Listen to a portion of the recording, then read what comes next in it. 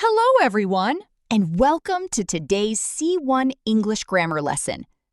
In this lesson, we are going to explore several advanced sentence structures that can make your English sound more precise, formal, and sophisticated. We will study inversion, cleft sentences, participle clauses, reduced relative clauses, advanced passive structures, the subjunctive, and unreal past forms. These structures are common in academic writing, formal presentations, news reports, speeches, and advanced conversations. You do not need to use them in every sentence. The goal is to understand how they work and use them when they make your meaning clearer, stronger, or more concise. Let's begin by looking at the main skills these structures can help us develop. Advanced grammar is not simply about producing longer or more complicated sentences. It is about having greater control over how you communicate your ideas. The first important skill is emphasis. Advanced structures allow you to move important information into focus. The second skill is compression. You can shorten clauses and connect ideas without losing their meaning. The third skill is formality. Some grammatical patterns are especially common in essays, reports, speeches, and professional communication. Finally, advanced grammar helps you express ideas with greater precision. It allows you to show time, attitude, certainty, contrast, and emphasis more clearly. In this lesson, we will examine 9 useful C1 patterns, together with their formulas and practical examples. Our first structure is inversion after negative or restrictive adverbials.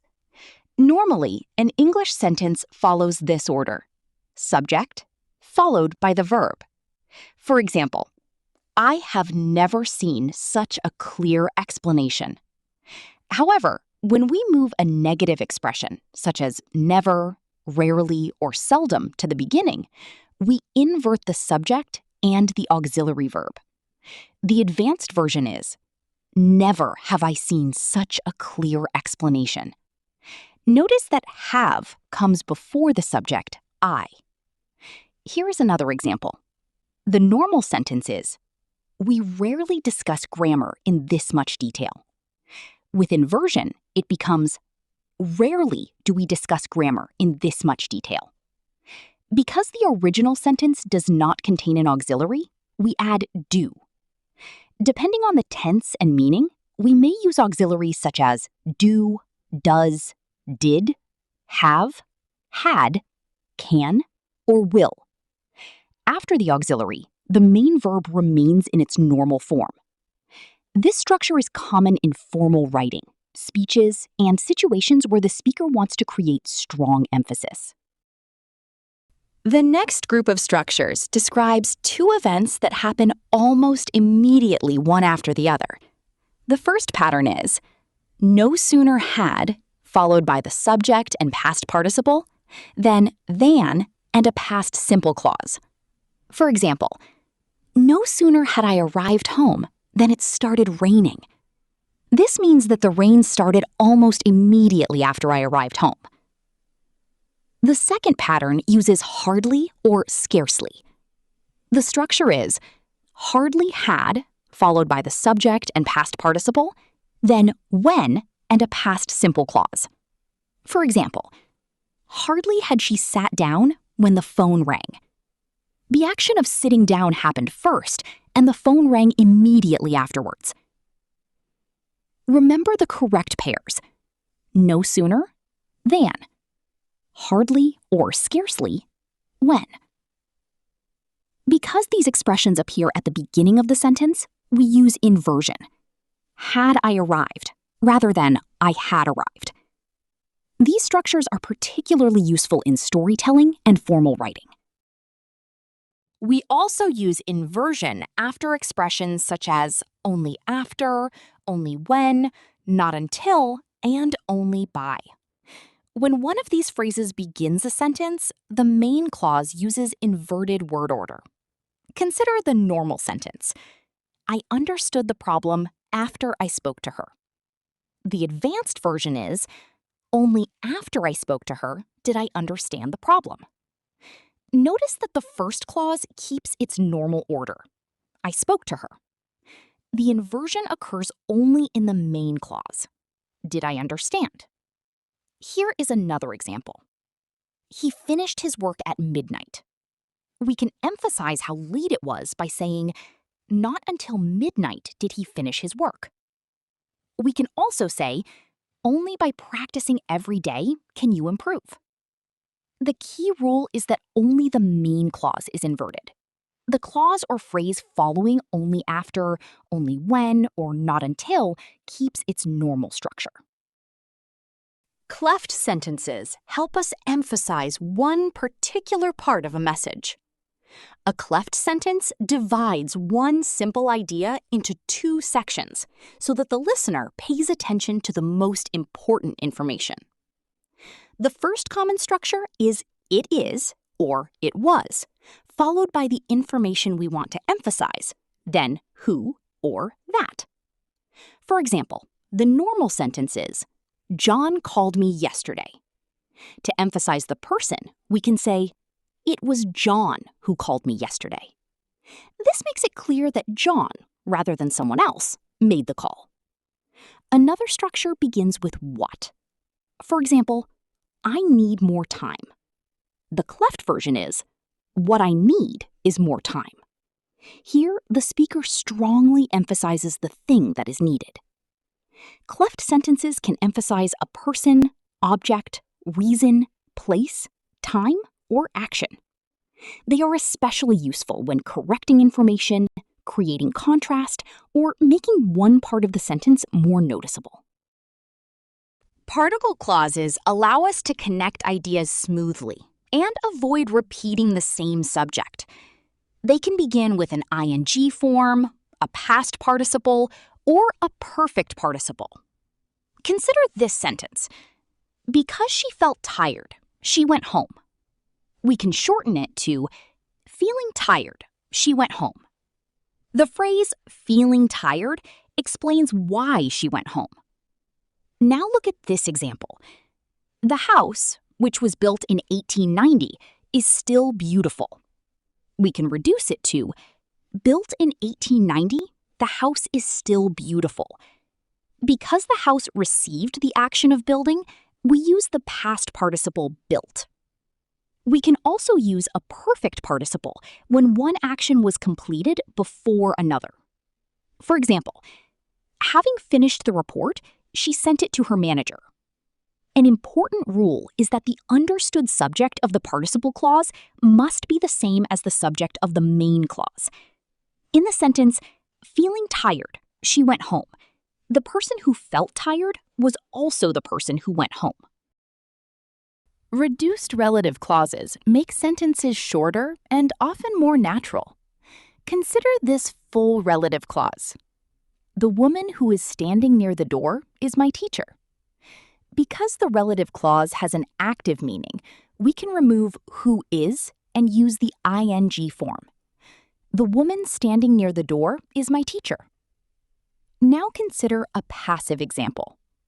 The documents that were sent yesterday are important. We can remove that were and keep the past participle. The documents sent yesterday are important.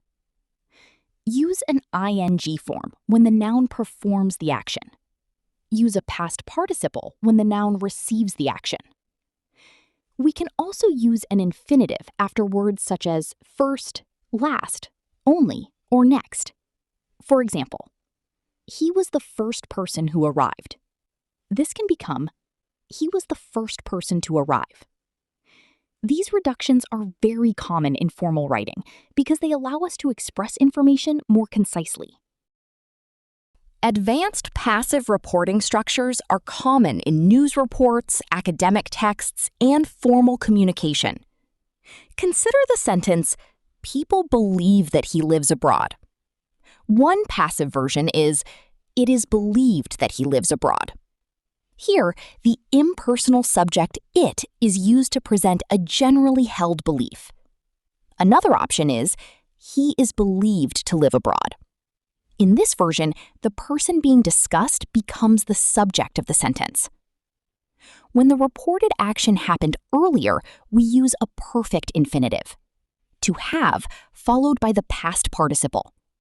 For example, people think she left the country. The advanced passive form is, she is thought to have left the country. Her departure happened before the present belief or report. Other reporting verbs can also be used in this pattern, including say, report, expect, know, consider, and understand. For example, the company is expected to announce its decision soon. The subjunctive is often used after verbs and adjectives that express recommendations, demands, necessity, or importance. Common verbs include suggest, recommend, insist, demand, and request. The structure is the reporting verb, followed by that, a subject, and the base form of the verb. For example, I suggest that he go home. Notice that we say go, not goes, even though the subject is he. We also use the base form after expressions of necessity or importance. For example, it is essential that every student be present. The verb is be rather than is. This structure is formal and common in academic and professional English. The base verb does not change according to the subject. We say he go, she study, or every student be within this specific structure. In British English, a construction with should is also common. I suggest that he should go home. Both forms express a recommendation rather than a statement of fact. English sometimes uses past verb forms to describe present situations that are imaginary, unreal, desired, or contrary to reality. For example, I do not know the answer. To express regret about the present, we can say, I wish I knew the answer. The past form knew does not refer to past time here. It shows that the situation is unreal. We also use the past simple after would rather when the subjects are different. For example, I would rather you did not tell anyone. This means that I prefer you not to tell anyone now or in the future. Another useful structure is it is time, followed by a subject and past simple. For example, it is time you went home. This means that you should go home now. For regrets about the past, use wish plus had plus the past participle. For example, I wish I had studied harder. To express annoyance or a desire for someone's behavior to change, use wish plus would. For example, I wish he would stop shouting. These past forms create distance from reality rather than simply referring to past time. Let's finish with some practice. The first sentence is, I had just left when it started raining. Using no sooner, we can say, no sooner had I left than it started raining. The second sentence is, I understood the lesson only after watching the video. With inversion, it becomes, only after watching the video did I understand the lesson. The third sentence contains a relative clause. The man who is sitting near the window is my teacher. We can reduce it to, the man sitting near the window is my teacher. Finally, people believe she is an excellent speaker. Using an advanced passive reporting structure, we can say, she is believed to be an excellent speaker. Today, we have explored several structures that can make English more emphatic, concise, formal, and precise. However, remember that advanced grammar is a tool, not a requirement for every sentence. Use these structures when they make your message clearer or when you want to create a particular effect. Thank you for joining this C1 English grammar lesson. Keep practicing and try to create your own example using one of today's advanced structures.